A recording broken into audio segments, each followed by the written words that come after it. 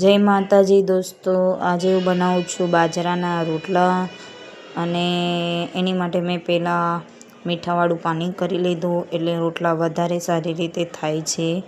મેં બાજરો અને જુવાર બેવ મિક્સ લીધું છે અને પછી હવે રોટલા બનાવું છું.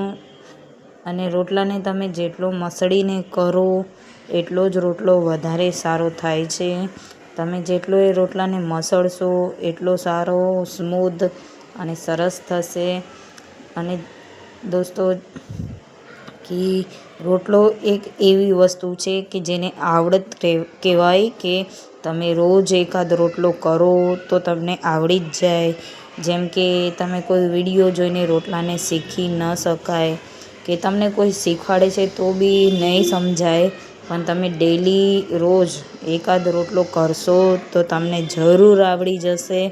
અને પહેલાં તો મને બી રોટલા નહોતા ફાવતા, પણ હવેથી હું રોટલો કરું છું રોજ તો મને રોટલા આવડવા માંડ્યા છે.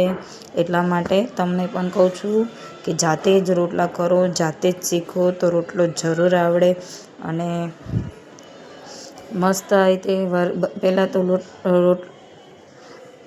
મસળશો રોટલો બરાબર થશે. તમે મસળીને કરશો એમ, અને આવી રીતે કરતા જુઓ દોસ્તો.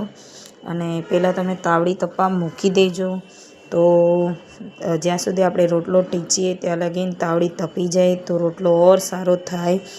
અને હા, આમ ગુજરાતમાં રોટલો થાબડીને બી કરવામાં આવે છે.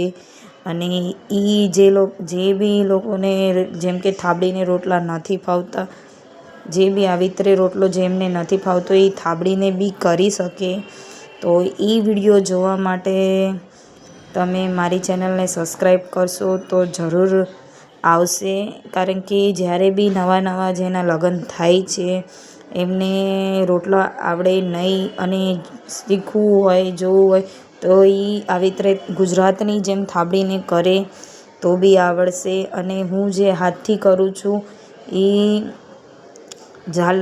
કહેવાય છે ને કાઠિયાવાડી રોટલા કહેવાય છે.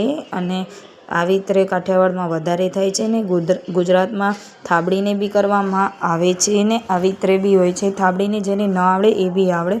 રોટલો જ્યારે બી તમે તાવડી પર નાખો તો એકદમ ધીમેથી નાખજો, કારણ કે ઉતાવળે ભમરો પડી જશે એમાં, ઘાય નહીં કરતા અને તૂટી પણ જાય. તો થાબડીને રોટલાની રેસીપી જોવી હોય તો મારી ચેનલને સબસ્ક્રાઈબ કરજો, લાઈક કરજો. તો હું નેક્સ્ટ વિડીયોમાં જરૂર નાખીશ. પછી મળીએ કાલે નવા વિડીયો સાથે. જય માતાજી.